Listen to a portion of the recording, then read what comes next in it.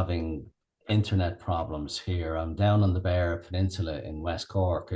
The Beara Peninsula is one of the peninsulas that sticks out kind of into the southwest direction into the Atlantic, right down in the very southwestern corner of Ireland. So, just a couple of things.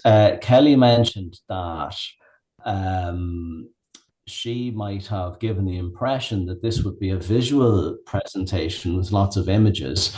And I'm afraid I'm not going to do that.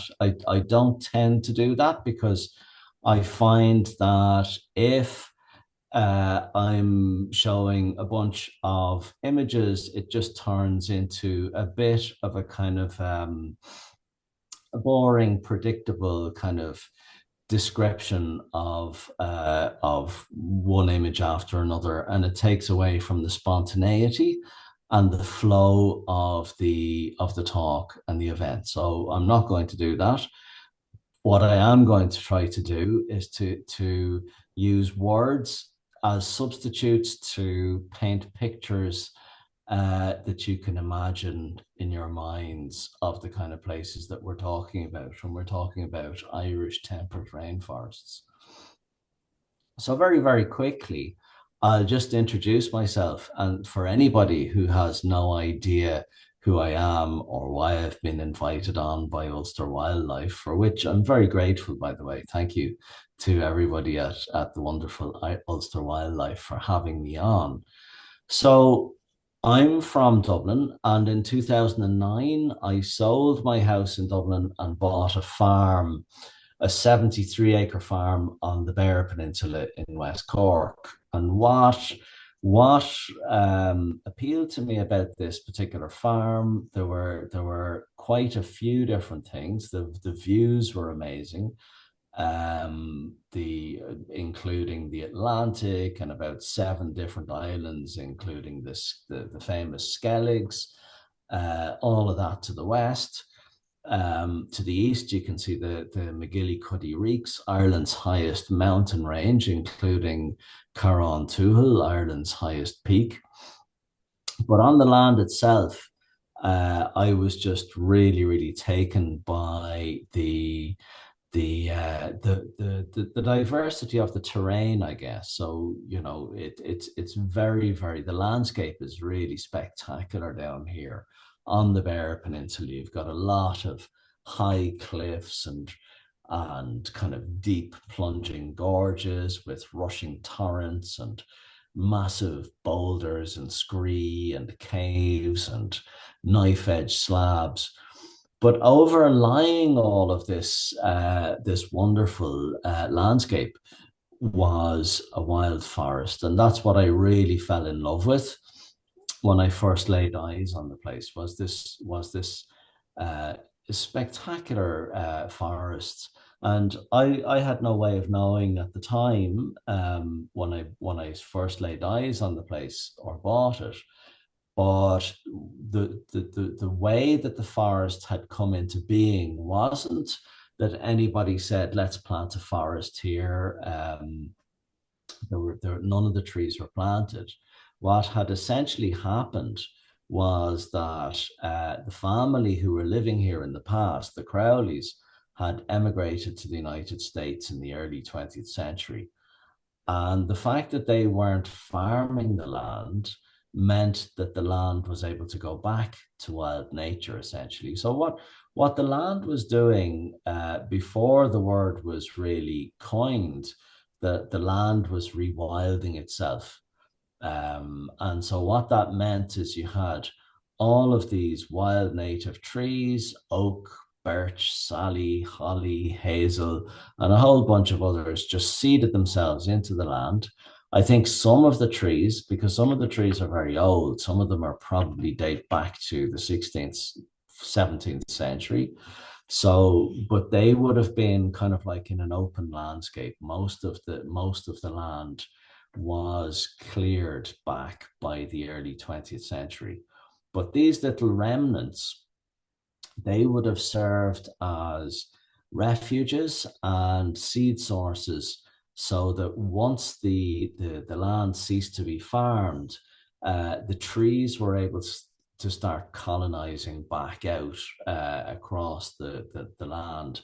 And not only the trees, it's really important to say that all or much of the associated biodiversity, all of the wildflowers, the mosses, the ferns, the lichens, the invertebrates, um, were all, and probably also mycorrhizal fungi and things like this, they were all able to start spreading back out. So as I say, essentially the land over the course of about a century had been rewilding itself and turning into this absolutely wonderful wild native forest.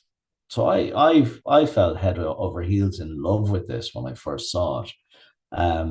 However, the place was, and I knew this at the time, despite not being particularly clued in ecologically at the time, I knew that it was in a really bad state ecologically. And the reasons for that were twofold. So the base, the foundation of the problem was severe overgrazing by two invasive species of herbivore. The first, feral goats, were the main problem, but also you had sika deer, which were kind of providing backup to the goats. And what they were doing, and before I continue, as I say, both of these species are non-native invasive species, so they're not part of our native ecosystems here in Ireland. They were introduced from respectively southwestern Asia and Far Eastern Asia, feral goats and sika deer. And what the effect that they were having was, first and foremost, to prevent all regeneration of the forest. So every little seedling that was able to germinate would get immediately eaten so that the trees couldn't reproduce. All of that ground floor that should have been there of wildflowers and all the rest of it, that was all gone. And the goats and the deer were also stripping the bark from a lot of the older trees, which if the bark is stripped all the way around the trunk, the tree will die. And finally, what that severe overgrazing was also doing was preparing the ideal conditions for invasion by a whole bunch of invasive plant species. So there were about 7 or 8 or 9 of those, but by far and away the worst of the whole lot was Rhododendron ponticum. So what you had was an ecosystem that was in complete meltdown. So what I did is I applied for a grant here in the south. We have a scheme called the Native Woodland Scheme, and I applied for a grant from that scheme to put up a fence to fence out the goats and the deer. And in the meantime, I set to work in my spare time getting rid of the rhododendron and all of the other invasive plant species. After 18 months, the grant was approved and contractors came in and erected a fence around most of the forest, not all of it, around 21.5 acres. And the effect of all this was really incredible. Like the whole forest really just started to come to life. First of all of these flowers that I had just presumed and other flora that I had just presumed wasn't there at all started to erupt across the woodland floor. Slowly at first, but in a kind of an accumulative way. Every year there was more and more. Also, you had tree seedlings, instead of being eaten immediately, were able to carry on growing. So, both within the existing forest and outside, because a lot of the areas weren't forested. So, I guess about 2/3 of the area inside the deer fence was forested, but the other half was just very, very species poor uh, heath, I guess you could call it, just purple moorgrass and a couple of other species of grasses and other plants. And a lot of those areas started to naturally regenerate into forest. And all of this additional flora and flowers and vegetation of all different types, of course, attracted in hugely boosted numbers of insects and other invertebrates, which in turn had a fantastic effect on the local bird population, and so the whole place started to really kind of buzz with life of insects and birds. And you even got several rare native mammal species that weren't previously present moved in. The first was lesser horseshoe bats, which are a species of international conservation concern. Um, they set up a colony. You also had pine martens take up residence, and otters started to come up the streams. And I'm sure lots of other species that I'm not aware of, also started to use the place. So it was really wonderful to see all of this great explosion of life. And I guess, alongside me doing all of this kind of restoration work, because the removal of invasive species, it kind of never really stops. So, just 2 days ago, I went on a rhododendron hunt in a neighbor's property, and found quite a few. Now, there are always less. Every year there are less to pull out, but it seems I'm kind of resigned to the fact that there will never be none. So that's an ongoing kind of work in progress. So combined with doing all of this hands-on work to restore this ecosystem, I also immersed myself in reading as much as I possibly could about ecology, and in particular woodland forest ecology. And I guess, I was interested in certain areas of woodland ecology, those areas that seemed most relevant to me and what I was doing in my place.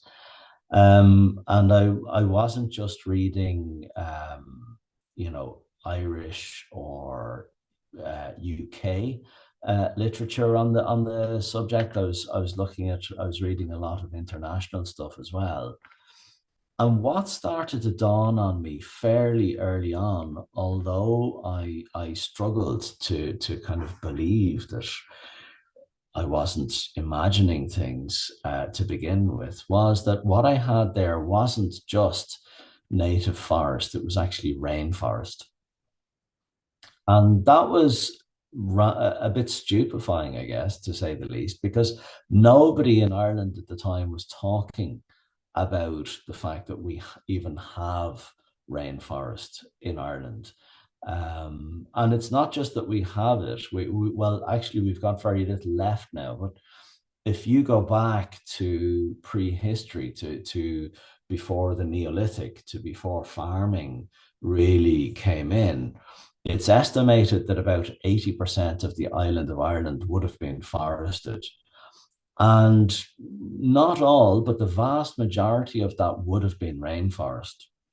So it's not untrue to say that the natural habitat of most of this island is rainforest, which is kind of an amazing concept, really, to try to get your head around. So, people generally want to know, well, what do you mean rainforest? Surely rainforest is something that you find in the Amazon and the Congo and these kind of places in the tropics. How is it possible that we could have such a thing as rainforest in Ireland?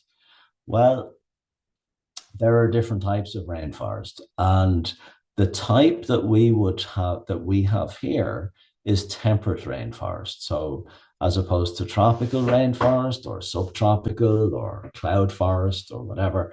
What we would have in Ireland is temperate rainforest.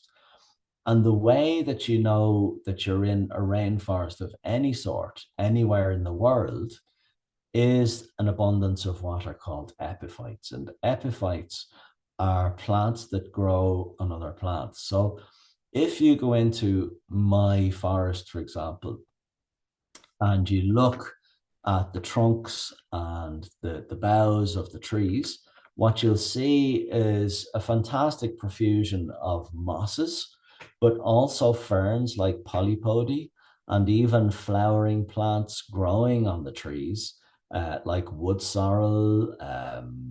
There's a fantastic variety of plants that will grow as epiphytes in our Irish rainforests, and they are the signifiers that you're in a rainforest. So I was doing this. I was kind of beavering away by myself for many years, just restoring my forest. But in 2019, I made a decision to write a book about what I'd been doing. And the reasons why I wanted to do that were to try to get the message out about, the fact that we have these amazing pockets of rainforest habitat, which are mostly dying, just as my place was. If you if you go around Ireland and you visit the tiny little bits that we have left, they tend to be in a really bad ecological state, just as my place was, with so severely overgrazed, and more often than not, um, you know, either choked or in the beginnings of being overtaken by rhododendron, cherry laurel, or some other invasive species. So I wanted to write a book to really to get that message out there, but also just to talk about um, the state of nature in Ireland, which is really, really just disastrous. It could scarcely be worse. Um, but also to tell people that there is no reason why things should be that way, because what my place showed is that it's really not that difficult to turn things around. Rewilding is the solution to nature loss in places that are severely nature depleted, like Ireland. And once we start giving nature back the space and the time to breathe and to live, nature will generally, respond with the most incredible enthusiasm in recolonizing and reweaving all of those broken links that make an ecosystem what it is. The book was a success beyond my wildest dreams. It became a bestseller across the island of Ireland, including the north, and also sold very, very well internationally. And it won a book award, an An Post book award. Um, and the response from people was almost overwhelming. I was bombarded with letters and phone calls and texts and emails and even people calling to my door. And I think what that showed is that, despite the awful state of nature on this island, there really is a deep hunger amongst Irish people, north and south, for a different sort of a relationship with the natural world. The problem, I guess, that we have, there are several problems that we have. And I would say that the first one is that nature is in just such an awful state that people really they struggle to know where to turn to, or even to know what wild nature is on this island, because it's so difficult to experience truly wild nature. I've just come back from 3 weeks in Costa Rica. And if Ireland is at one end of the scale in terms of nature depletion, Costa Rica is probably as far as you can go in the opposite direction. And it's impossible to describe, to be in a country where you're just that nature is there in huge abundance and diversity all around everywhere you go. Unless you've experienced it's impossible to know what that's like or what it even means. And I think that's a great difficulty for Irish people. But again, I do think that there's a huge appetite here, and for seeking out ways of changing, reversing that situation and our relationship with nature. And as part of the reaction to the book, the following year in 2023, I was asked to go. I spent the whole year or most of the year kind of running all around Ireland giving talks to audiences that wanted to hear more about our rainforests. And by this stage, I had already decided to do a second book, which would be a kind of a photographic portrait of Irish rainforests, of what we have left.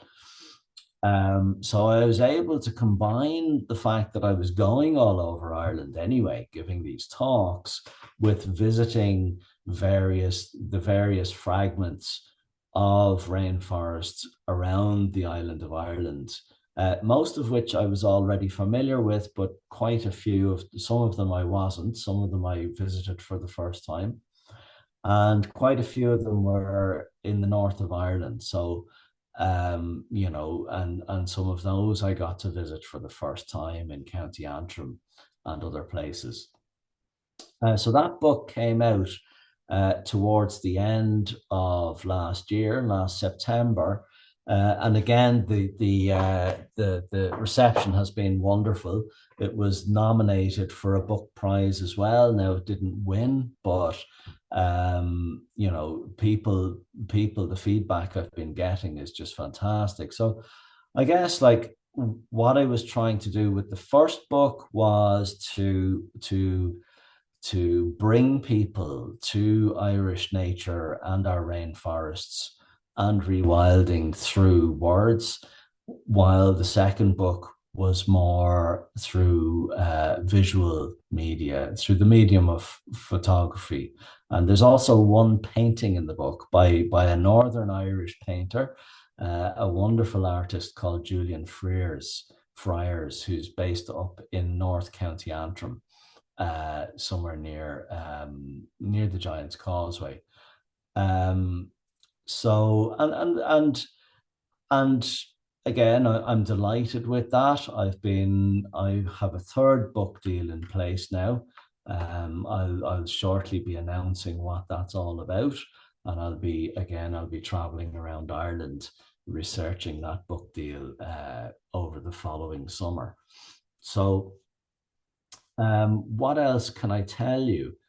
How are we doing for time? So, I I would be inclined to move towards questions, Kelly. Unless do you have anything you would like to ask me, Kelly? Well, unless you wanted to talk about some of the other temperate rainforests that you had visited. I know you kind of touched on it briefly there, but it's totally up to you whether, because I know I was asking you, had you any favorites that you had visited? Obviously, you're quite biased towards your own site, so Yeah, so Kelly was asking me before we came on, which is of all of the temperate rainforests that I visited on the island of Ireland, which is my favorite. And I answered that my own place in Bothical on the Beara Peninsula in West Cork is my favorite. And obviously I'm biased because it's the place that I'm most familiar with. I have a really intimate relationship with this ecosystem. It's literally just outside my door, has been for almost 16 years now.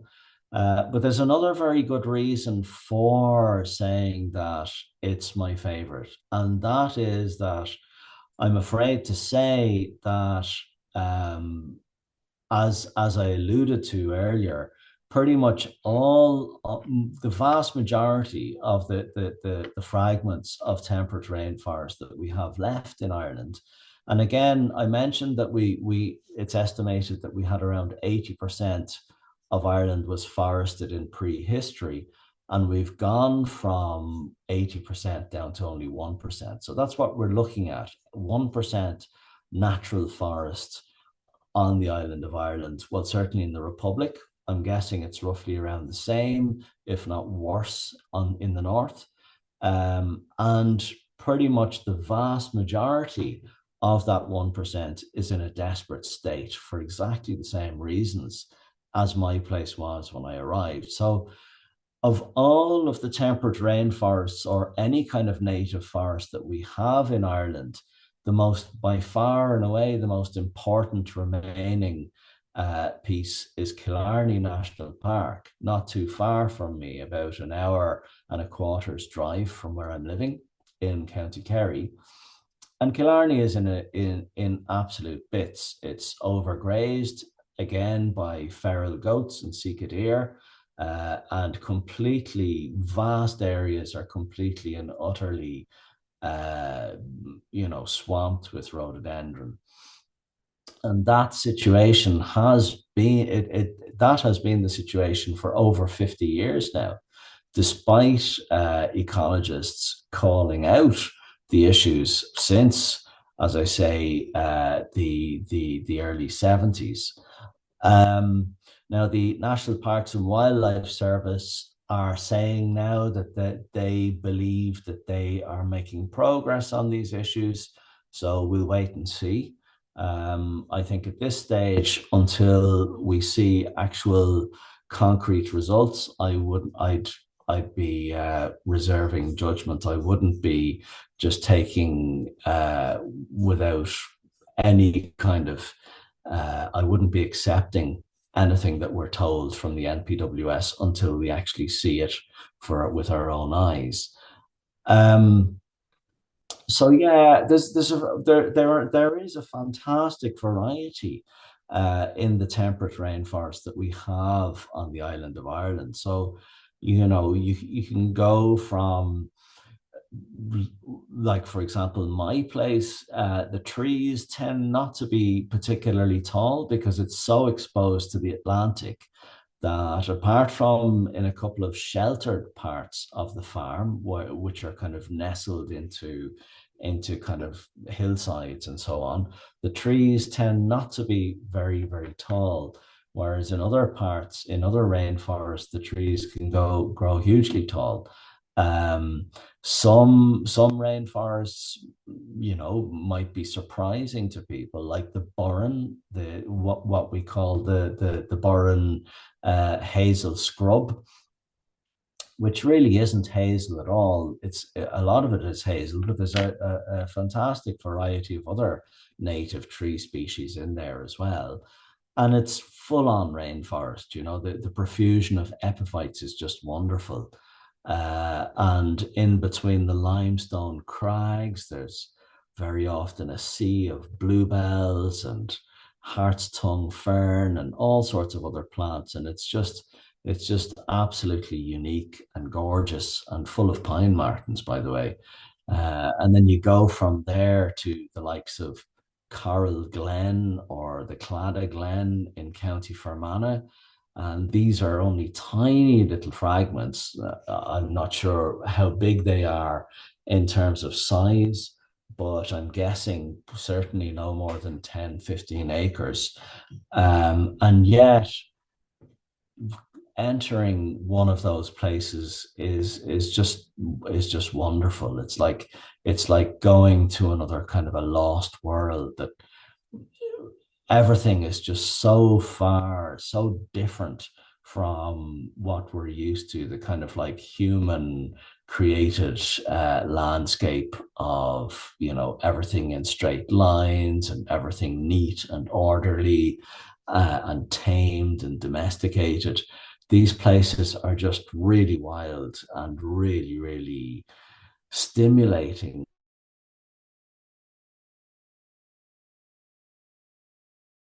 The tragedy is that they're so small, they're so tiny. Um, and I think, what we really need to be looking at doing on this island, both north and south, is creating the conditions for these tiny little fragments we have left, both to return to ecological health, um, and then also to start expanding out.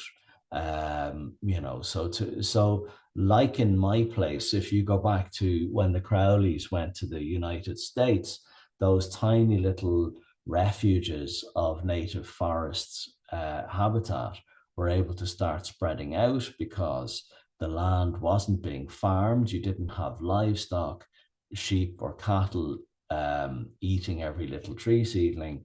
The forest was able to return naturally. That's what we should be doing on a massive scale across Ireland. And that's what they did in Costa Rica, which is why I went there. I wanted to see how they'd managed to do that, how they'd managed to bring forests back, natural wild forests back on a huge scale. And it's really not rocket science. All you need to do is prevent overgrazing, either by livestock or by wild grazers, native or invasive. They'll all do the same thing. So you need to prevent that. And then you need to get rid of the invasive plant species like rhododendron or whatever else. And then you just leave it, get on with it.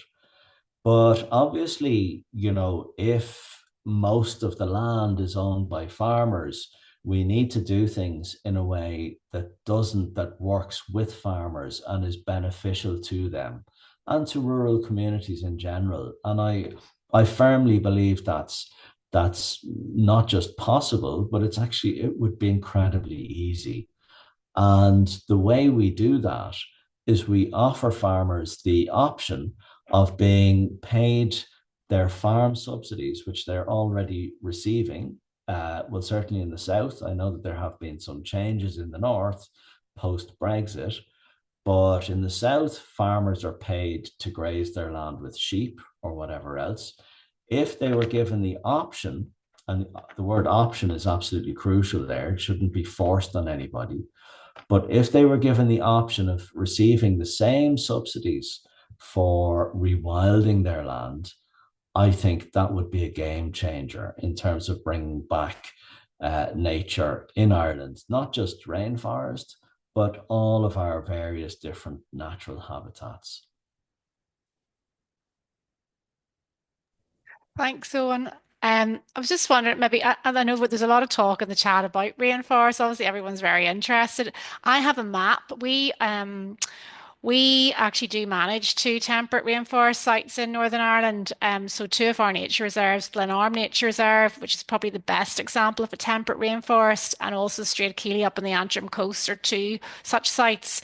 But we are also in the process of buying a piece of land very close to a patch of Atlantic rainforest to actually re-establish Atlantic rainforest too. So that's a big initiative that's being funded by Aviva, that we're also going to be working on. So yes, as Owen said, less than 1%. I think there's less than 1% across the UK of Atlantic rainforest, and it's now very patchy. But I'd like to show you a map if people would be interested. I can show you a map of where these temperate rainforests are in Northern Ireland. It's not going to give you their names, but it's just to show you. You can see they're in the areas of high rainfall, generally out in the west of the province and over in the east around County Antrim. So I'll share that so you can have a see there. Can everyone see that okay? So this is just obviously our nature reserves are up here in County Antrim. We've got Glenarm and Strigkeely are up obviously near Glenarm Estate.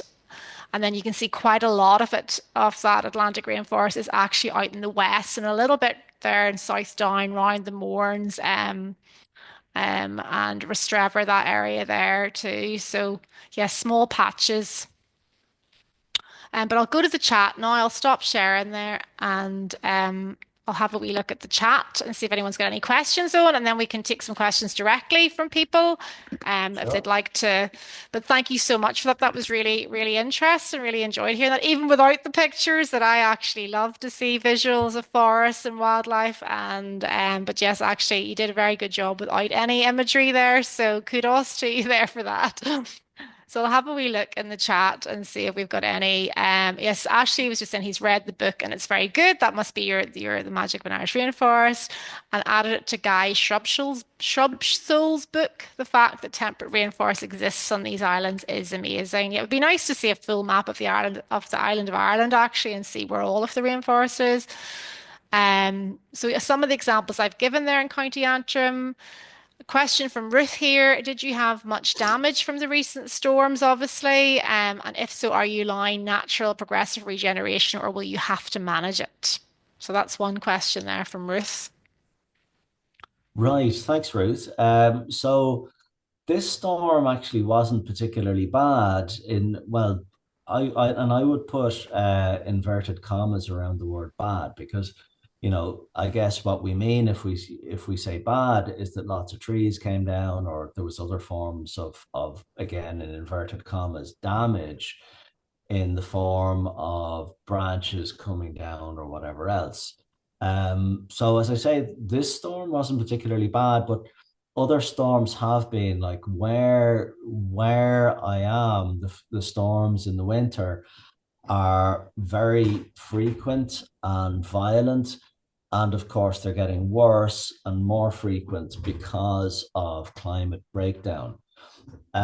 So while this latest storm didn't do too much, other storms often do.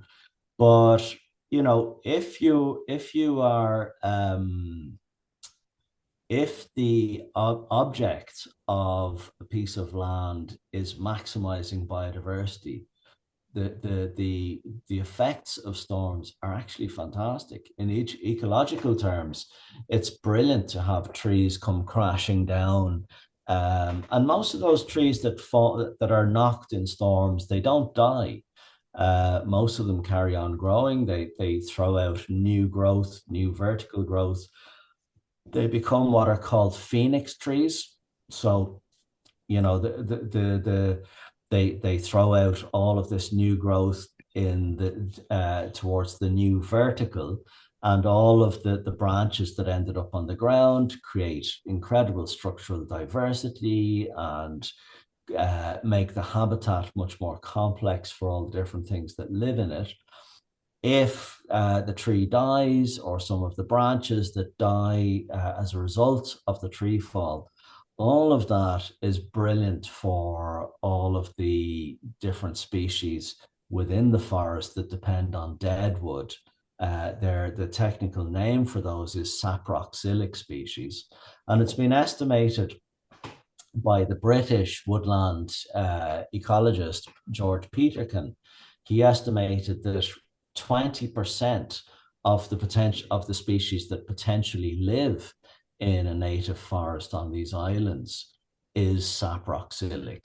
So, and they range from, invertebrates and fungi and all sorts of other things that you'd barely notice, up to the likes of woodpeckers and other larger fauna. So, I think we need to change our conception of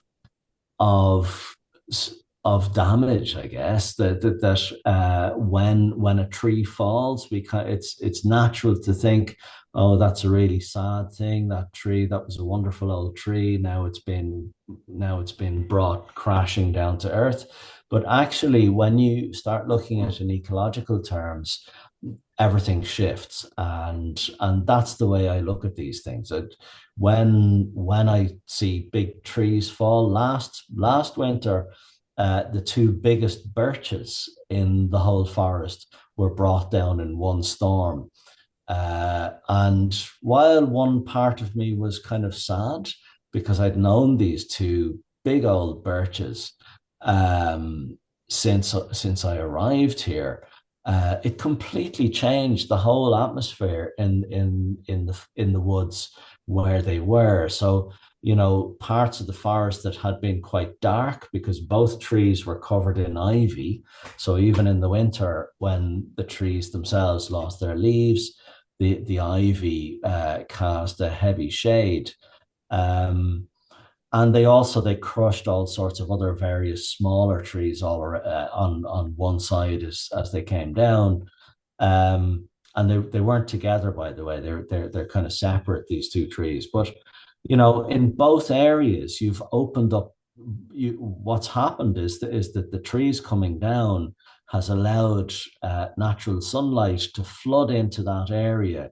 So you see all sorts of little trees that were waiting underneath in the shade have now been released. Trees like oak and hazel and holly. And I suspect as well that there's something else going on there because birch is what we would call a pioneer species. So it's often one of the first species to arrive when you have open ground. If you don't have too much grazing and trees are able to colonize, it'll generally be the pioneer species like birch and willow will be the first to seed in, and they create the conditions then for other species over time to take over, like oak. So I kind of think what's happening is part of the successional process. That it's the woodland is just moving to a kind of a more mature state, and these trees coming down is part of that. Thank you. And hopefully that answers Ruth's question anyway. I have another question here from Rory. Huge fan of your books. They're from Maryland in the United States. So you never know who you're going to get on this call. So I had to narrow down just one question, but are there any forests within Ireland that are in relatively good condition? Of course, I'm going to be slightly biased and say some of our nature reserves that are well managed, like Glenarm, obviously would be in good condition. But yes, I'll let you answer that one from an Irish perspective.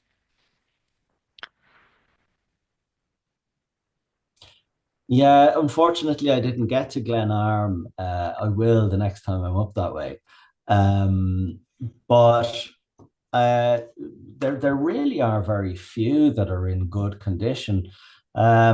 The one that springs immediately to mind that's near to here and is in great contrast again to say, for example, Killarney National Park is Glengarriff, which is also managed by the National Parks and Wildlife Service.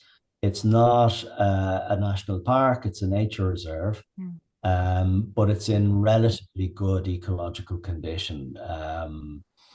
You know, you do have invasive sika and goats and rhododendron and Chilean myrtle and other invasives there, but they haven't reach that kind of critical mass where they're just absolutely devastating the ecosystem that you find in other places. Um, you know, so yeah, I mean, there is a variety in terms of, you know, it's not like you just have two states either completely trashed or in good condition. It's much more complex than that. And the Ireland's fragments of rainforest all fit in somewhere on the spectrum, but tendentially they tend to be overgrazed and afflicted with invasive plant species. Thanks, Owen. Um, if you are an Ulster Wildlife member, obviously you can visit Glenarm Nature Reserve, and we do organise walks and stuff there during the summer. So it's a great opportunity to get out and actually see a temperate rainforest and some of the work that we're doing there to protect some of the very ancient and veteran oaks that it's home to. Rebecca has a question here. If you're familiar with the NEP rewilding project in England, Owen, what do you think about their use of longhorn cattle and Tamworth pigs, obviously for grazing, to encourage rewilding? And would you ever try something similar? So great question. Thank you. So I've read Isabella's Trees wilding and hugely enjoyed it. That was, quite a few years ago now. I've also got a copy of her most recent book, which is also called Wilding, I think. It's a big, thick book, and it's more of a manual for people who'd like to rewild their land. I think what Isabella Tree and Charlie Burrell have been doing in NEP is absolutely fantastic. I think they want it's what they've done is extremely brave there in one of the most industrially farmed parts of the UK. They have managed to kind of stake out a complete exception to that, and nature has just rebounded in the most incredible way. So I'm huge admirers of their work and what they've done. I'm not convinced that what they're doing is rewilding, because I know that they have livestock there, so they've put in a whole bunch of different types of livestock, ranging from Tamworth pigs to different, as the person who asked the question mentioned, native breeds of cattle and different types of deer, I believe, and perhaps even ponies. And I think the problem with that is that, for a start, you've got no predators there. So they, Isabella and Charlie would probably say, well, what they do is that they cull the animals and they sell the meat, and that brings in extra income. But I think the problem with that is that, what's happening there is you're kind of conflating a particularly wild form of farming with rewilding, and it's difficult terrain. It's because, rather than being one or the other, it's probably in a very gray area in between. But I do know that on a lot of their land, their kind of stated ecological objective is to keep the land as kind of open parkland. And by using these various types of livestock. And to me, that's more high nature value farming than rewilding.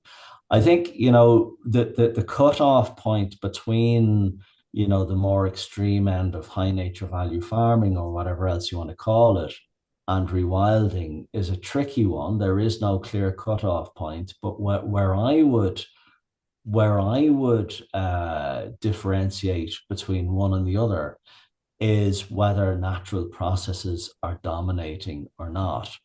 And I'm not convinced that they really are. I think in NEP, I think that the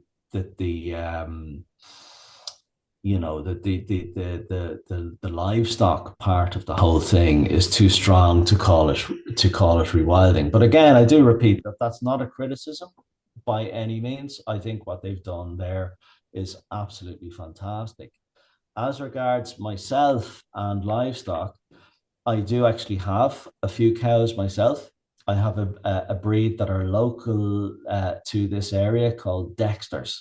Mm. Um, because the farm that I bought, it's a 73-acre farm, and uh, just over half of that is a share of commonage. And there's nothing I could do with my share of commonage. You can't rewild it. You can't give it over to nature because you share it with other shareholders, and they would object. So, for anybody who doesn't understand what commonage is, it's like as if, for argument's sake, there was a mountain that was 160 acres in extent, and you had a quarter share. So you're sharing that mountain with three other landowners. You therefore own 40 acres because you have a quarter share of 160. However, you don't have any particular 40 acres. You just have a quarter share of the whole thing. So there's nothing you can really do with commonage as things stand, except graze it with the livestock. And so I do that. I have Dexter cows on the mountain, And so they spend 9 months on the mountain. And then in the winter, I put them into the forest. So from about the midway through December until the middle of March, the Dexters are in the forest. And that works fantastically ecologically. The reason why I time it that way, there are several reasons for that. First, but I guess the main one is the fact that the trees aren't in leaf in that period. So they don't impact the natural regeneration of trees that's taking place. Um, they don't impact the flowering, the period of flowering plants and all of that within the woodland. But what they do is that they create what's called ecological disturbance with their hooves. They they they kind of trash the place. Even though I've only got three cows, and their Dexters are very small. They're the smallest breed of cows, but they still manage to create a lot of damage, to do a lot of damage. Um, but that's all quite positive because it's good for an ecosystem to have some kind of disturbance of that level. So the storms are a form of disturbance that are really ecologically beneficial as well. But the cattle going in there in the winter provide another element to that. And because they're organic and they're moving seeds around and they're smashing stuff up and they're creating more ecological complexity in various ways. But the key thing is that they're gone by about the middle of March, so that they don't impact on that process of natural succession to rainforest. Um, and I guess just to finish on that, so people could say, well, that sounds a bit rich. You saying that you don't consider NEP to be rewilding because they have livestock, and you yourself have cows, and you put them into your place that you claim to be rewilding. And I guess what I'd say about that is, again, I'd go back to that key difference of whether natural processes are dominating or not. And the few cattle being in there for a short period in the winter is purely beneficial. It's not based on producing, maximizing production of meat or anything else like that. You're talking about absolutely minimum numbers in for a very limited time in the year, and that is beneficial. But again, yeah, it's a tricky one. Where do you draw the line between, on the one hand, what you might call livestock farming, and on the other, rewilding or conservation grazing or whatever else. These terms, they blur one into the other when you get down to the reality of it. Thanks. So I've got one more question because I know we're coming up to 8:30. So I've got one question from Susanna. She's access to some land that I presume she rents to farmers for grazing cattle. Could she rewild some of it? Where would she start? And many thanks. Your book, it's beautiful and full of hope. So that was just another Thanks nice very much. comment.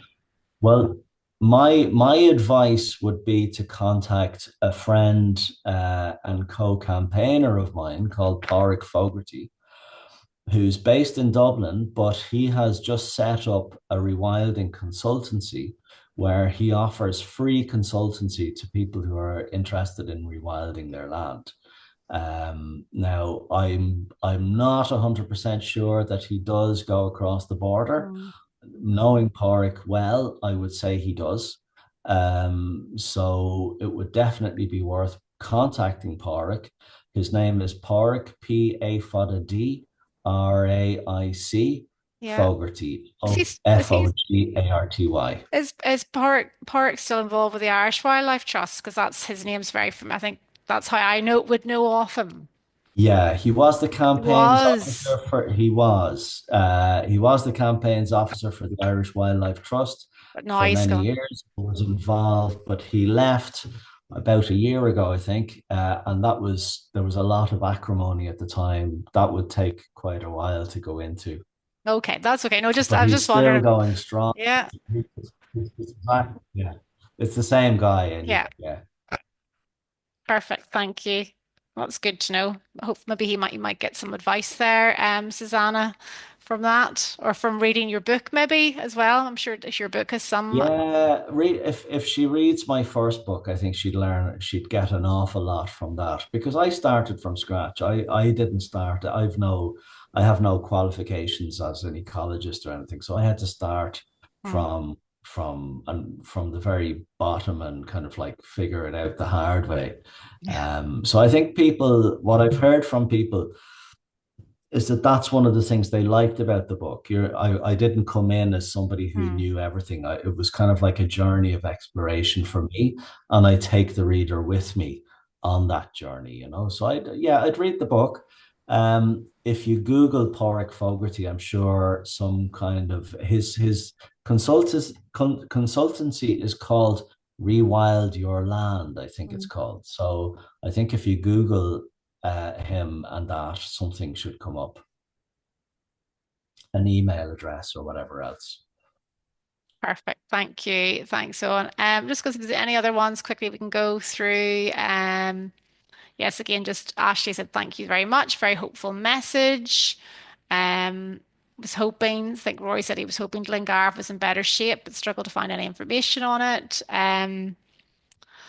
Ooh, thank you so much. Could you repeat the spelling? Okay, Susanna, I think it's Podrick, Podaic is how I would say it. Probably Porrick is how you said, is it? Podaic, Yeah, a Fogarty, A P, P-O, sorry, I won't, P A fodder P, I'll have to P type it. P A fodder A for America P A fodder Draic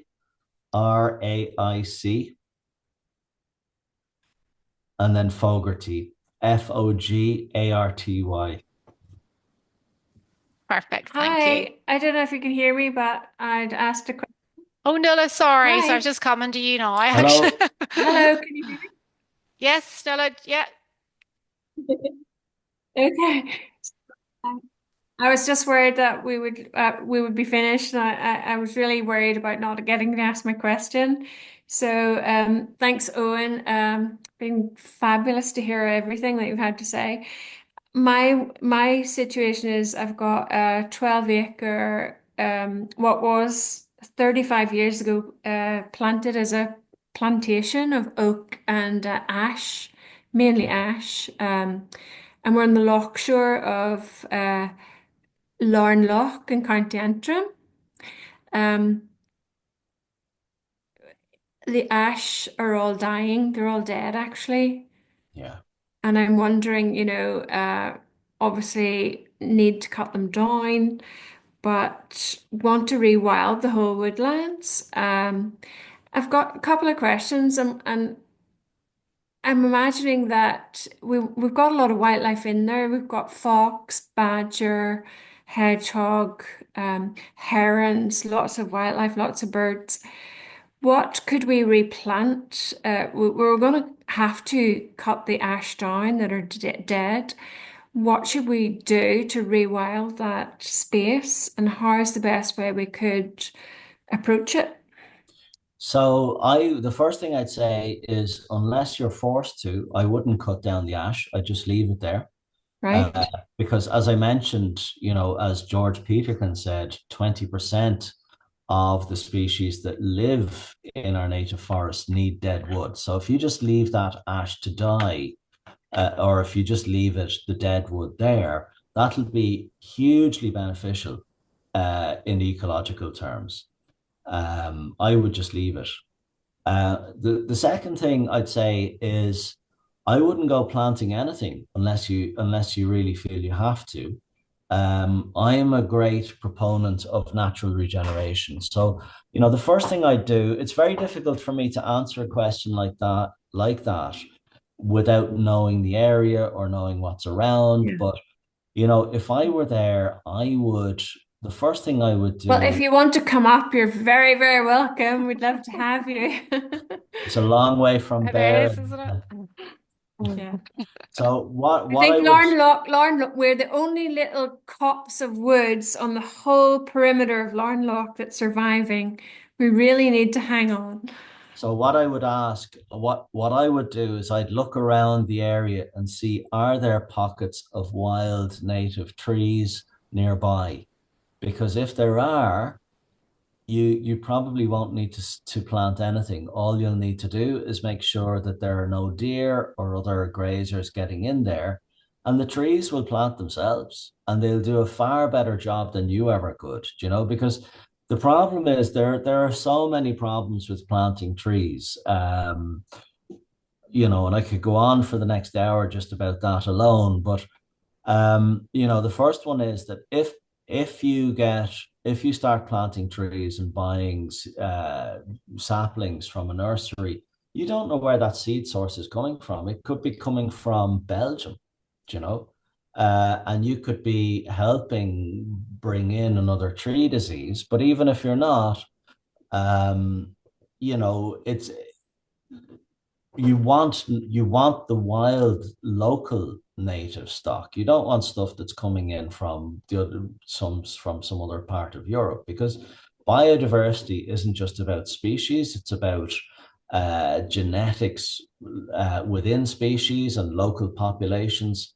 So, you know, which is not to say that I think people should never ever plant trees, but I think it should be a kind of only a fallback option if natural regeneration isn't going to work. If you're kind of like, I mean, if you were, you know, miles away from any native trees, wild native trees, then you might have to plant. But I do remember seeing, I think it was somewhere up in the Mournes, they built a high stone wall to to stop people falling and livestock falling into a kind of like a some kind of a water reservoir. So they built this high stone wall about 100 years ago, right somewhere in the top of the Mournes, if I'm not mistaken. Either the Mournes, maybe it was somewhere in England.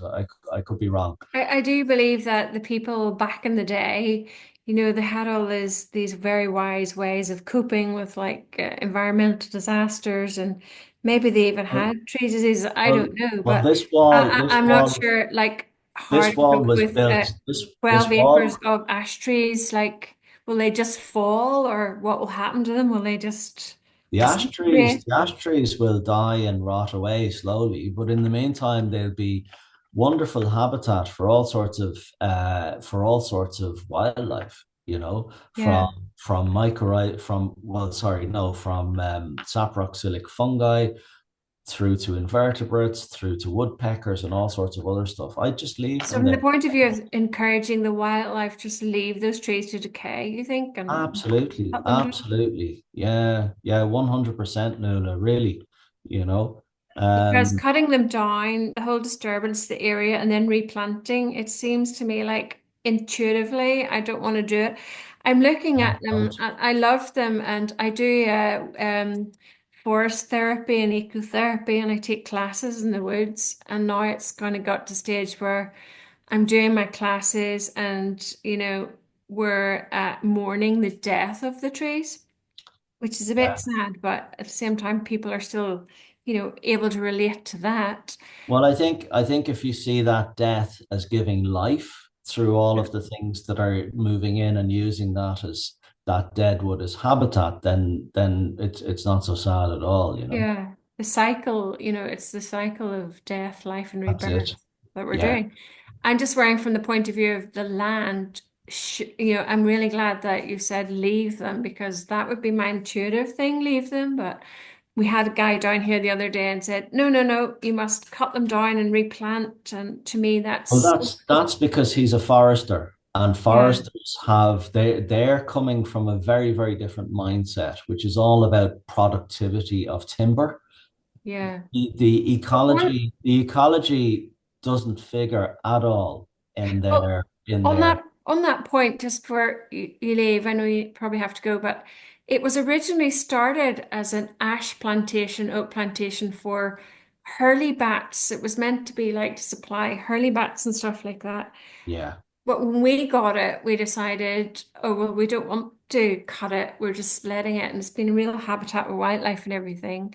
But it was yeah, originally started as plantation. It's all very tightly, planted like that.